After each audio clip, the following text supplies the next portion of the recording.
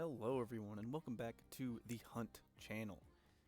Today we're going to be doing a review slash theory video because I don't really want to just do like a full chapter preview. I kind of want to give some theories like sprinkled in there.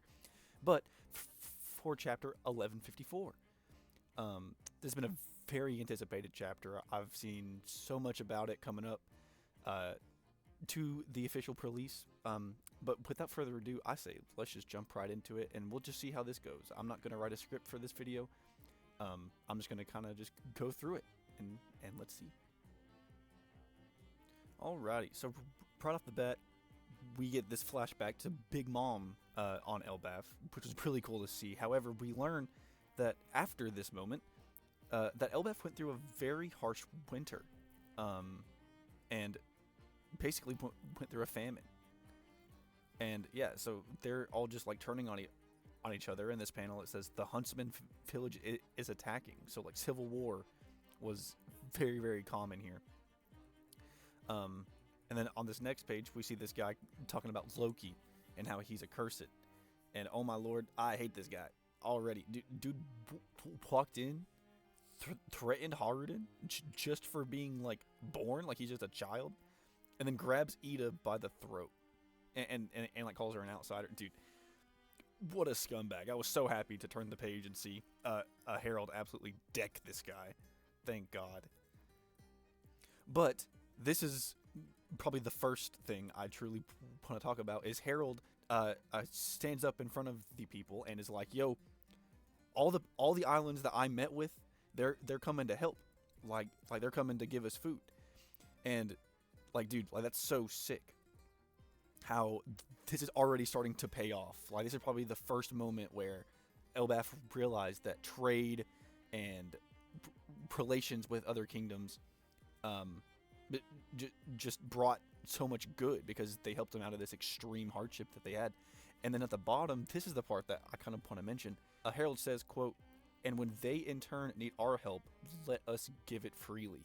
I'm extremely curious to see if coming up we see the giants help out in some kind of like way, whether it be war or some kind of supplies for these other kingdoms. I'm very interested to see because, you know, in the previous chapters we see him visiting Guano and Fishman Island, and so I'm just very curious if he ends up going back to these places and maybe helping them out with some type of thing. But yeah, we just don't know, some kind of hardship. But I'm very curious about that. Then we turn the page and we are at Estrid's funeral, which is sad. I mean, obviously, like you never want anyone to die, but she basically just tried to kill a newborn baby. So I'm not gonna lie, I don't feel too bad. I was a little bit interested in why Harold is even crying. Like obviously he was with this woman for however many years, but like he definitely loved Ida more. So it's very interesting to see. However, Harold is a good man, so I'm not going to say that he didn't care for her at all. But then we see Harold lift up Loki, and this moment was very significant to me because it shows that Loki has experienced love. He gets love from his father. He's just not around all the time. Obviously, Harold's gone most of the time, and we'll get to that later in the chapter actually.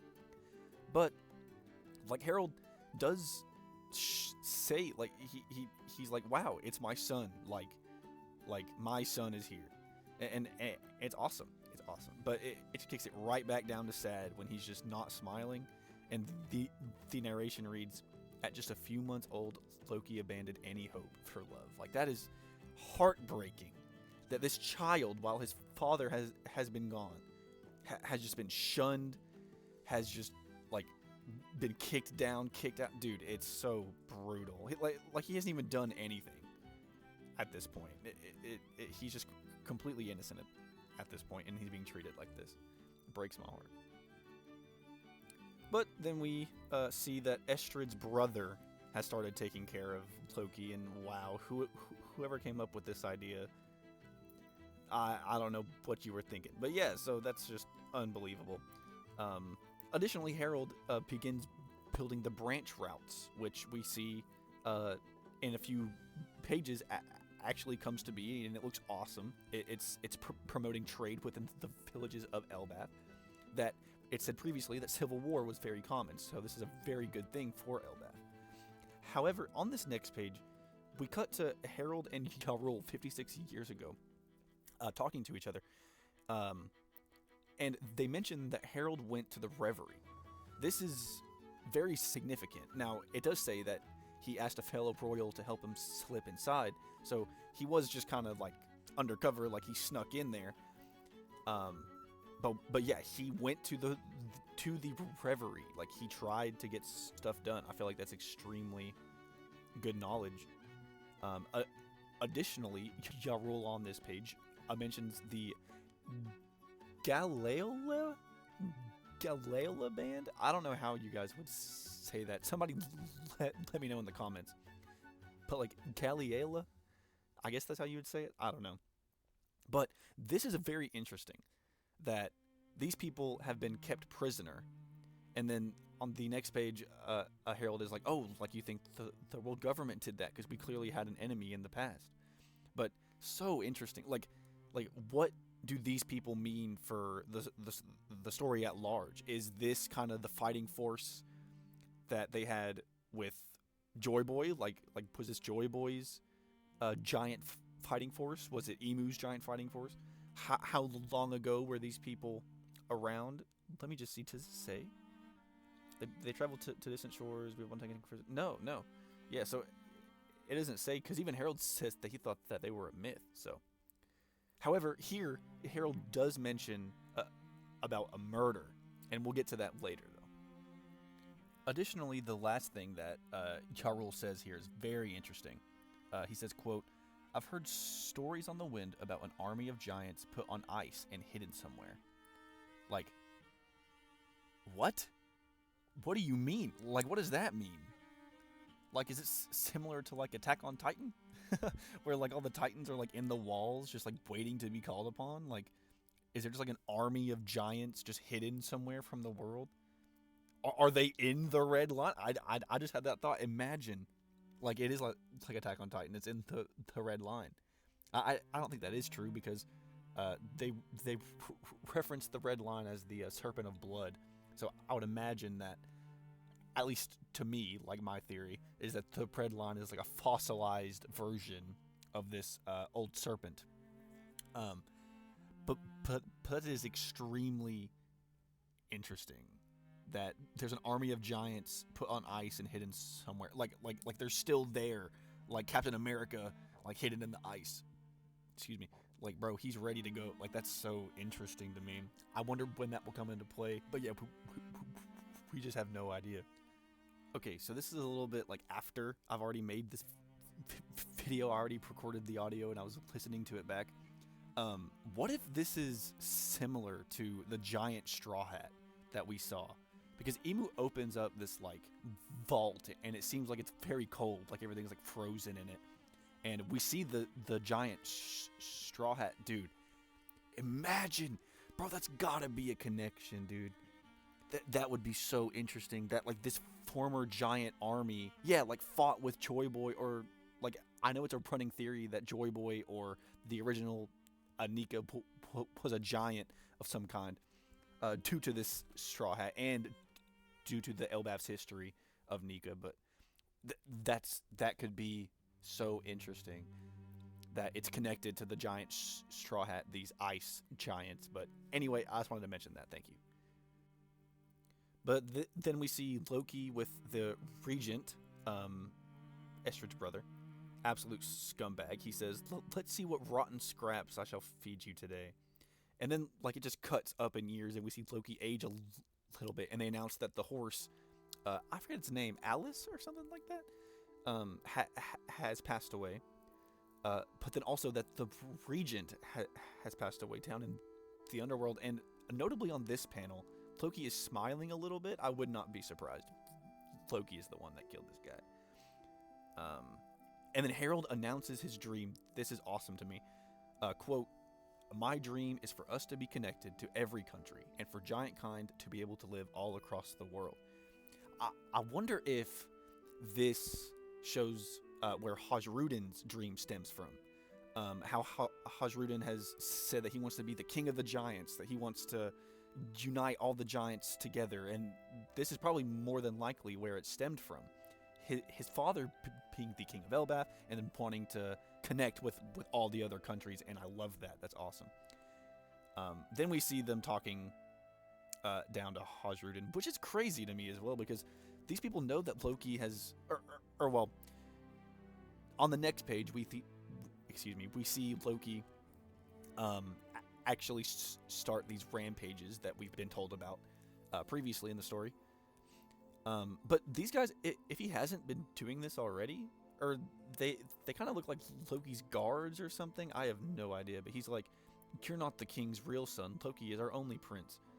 But then in the next like couple pages, we see people talking to Loki, like calling Hajrudin a prince, and he's like, "Yo, like, well, that's enough." So I just wonder, like, is it just like a split in the belief of the kingdom? Do some people look at Hajrudin as the true prince? Do some people look at Loki as the true prince? Very interesting stuff. But yeah, just the dynamic of Loki in Elbaf. However, this is where I do want to talk about this. We see that Loki calls Hajrudin a bastard. He goes, "I'm special because I'm the prince. Don't ever talk back to me again." After Hajrudin is talking to him like, "You have to see everyone at the same eye level.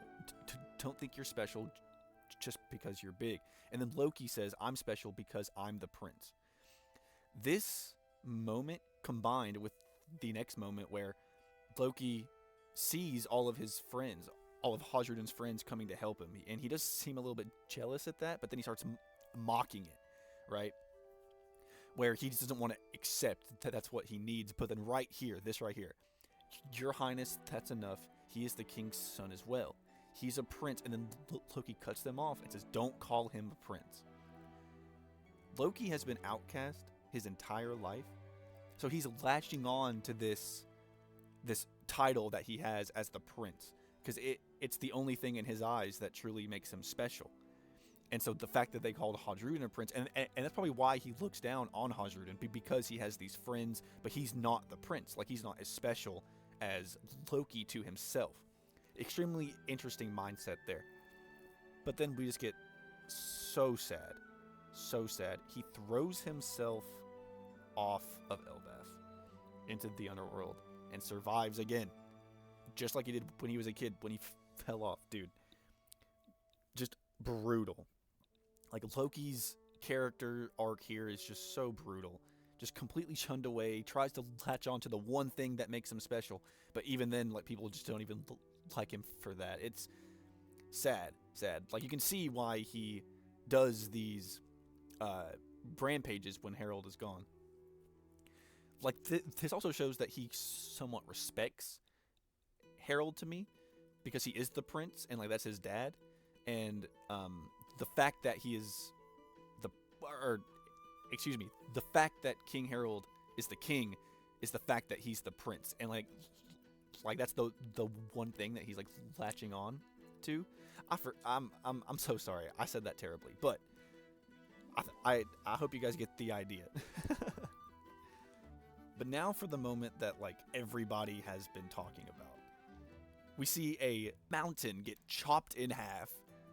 And then we see people walk up to Loki, and oh my lord, we finally get to see Rox D. Xebec. This is crazy. Crazy. We finally get his image, and the narration at the bottom, future captain of the Rox Pirates, father of Blackbeard. He is Blackbeard's dad. Now, I want to address this, because thank you guys so much for all the support on the emu video as well, but I got so many comments telling me this, telling me that Rox D. Xebec was Blackbeard's son. Fortunately, I was already spoiled for this, like, before that, because this chapter was just blowing up after this.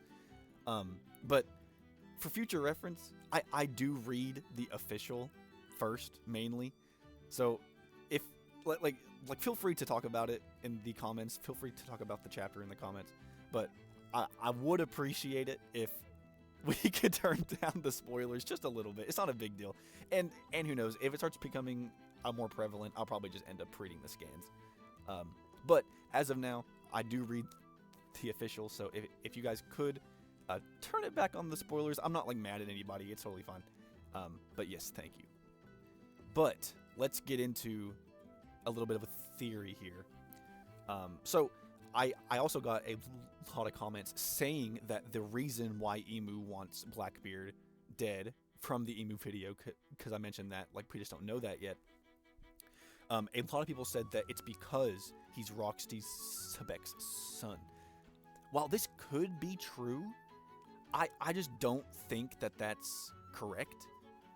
Rox is known as a dude who was constantly after the world's taboos and the things that the government kept hidden, and constantly sought those things out, those mysterious, unknown things.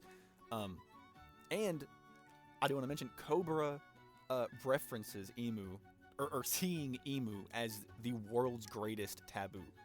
So it is possible that Rox knows who Emu is, or vice versa, but like I just don't see that happening, because like Roger was the king of the pirates. Like, he learned about Emu, presumably. We don't know for sure. But how would Rox know about Emu is my thing, because like what threat does Rox truly pose to Emu other than he's just another pirate? So there could be more there, obviously. I'm not saying that there's not, but like that's just not enough for me to think that Emu is after Blackbeard just because he's Xebec's son. Now, seeing as Xebec is the father of Blackbeard here, we could assume that the Rox line, or the Xebec line, is like a prevalent thing, similar to like the Monkey D family, or the Figarlands, like families like that. It's probably similar to that, and I would not be surprised if Xebec / Blackbeard is like the reincarnation of another one of the gods, similar to like Luffy is Joy Boy, or Luffy is Nika, the sun god, and then like Poseidon is Shirahoshi, like the sea god. So like if he is one of those, then like that's great, but we just don't know that yet. So that's why I'm not gonna say that that's why Emu wants Rox dead just yet, but that is a great idea.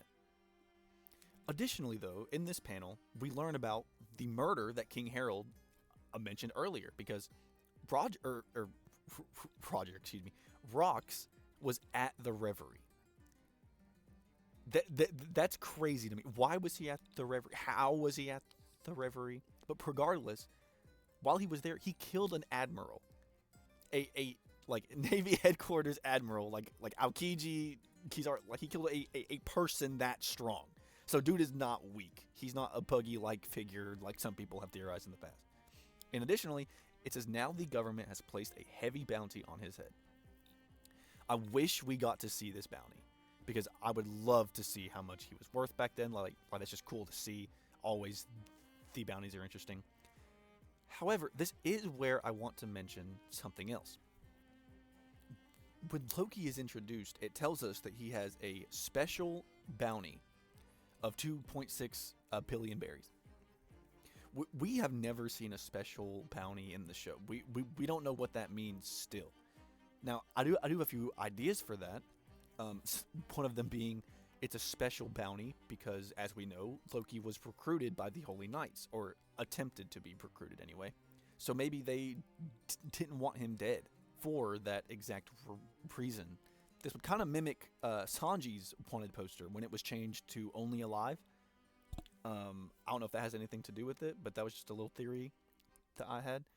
But because we know that Loki and Rox have some kind of a history, obviously from this chapter, but also previously, we see Rox beat Loki up as a child. But yes, the special bounty is very interesting to me, and I wonder if Rox had something similar.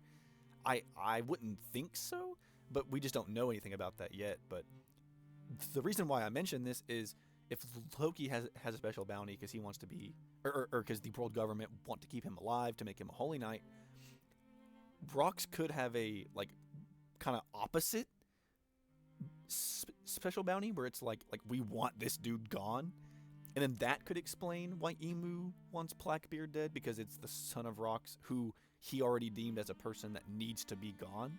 So, like, I could see it that way. But very, very interesting stuff. I'm so excited to see where Rox goes in the next chapter.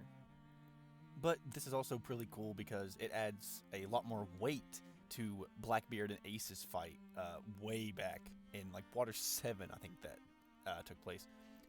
Because then that's, like, the meeting, once again, of Rox and Roger. Like, that's so cool how, like, that was used so long ago, but now it's, like, actually coming into play. That was, like, the second meeting of them. Like, that was their sons clashing. So cool. But I did want to go back for just a second to Rox at the Reverie, because this mimics Blackbeard the same way, because Blackbeard's goal right now is to get Pirate Island to be a world government affiliated country. He had planned to do it with Kobe, but that fell through, so he probably plans to do it with Garp now as like a trade in order to become affiliated. But I wonder if that's like what Rox had it as. Like, I wonder if Rox originally was affiliated with the world government on Pirate Island on Hachinosu. And so that's why Blackbeard is trying to do it again, because he's trying to be like Rox. And additionally, like, this was kind of known, like, Rox's ship is called the Xebec.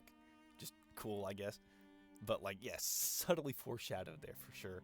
But very, very cool stuff. But yeah, that's probably where we're going to wrap it up. I hope you guys did enjoy this kind of format. Like, I'm not sure how I'll do them going forward. But yeah, but just kind of like a brief summary, a couple thoughts just during the chapter, and then like get into a couple theories at the end. If you guys do like that, then let me know. If you guys think I should do like more like comprehensive reviews, then I'll do that too. But just let me know. I'm kind of experimenting with this, as this is the first chapter that's came out since I've made my channel. So, but yeah, so thank you guys so much for watching. Thank you guys for the Emu video support as well. It has been just insane to see. I've been taking it all in. My next truth theory video should be out this week. I'm hoping anyway. I already have the audio recorded. I might go and do some of it again, but regardless, it should be out soon. So thank you guys for staying tuned, and thank you guys for the support. But as always, my name is Hunt. Actually, it's my middle name, and thank you for watching.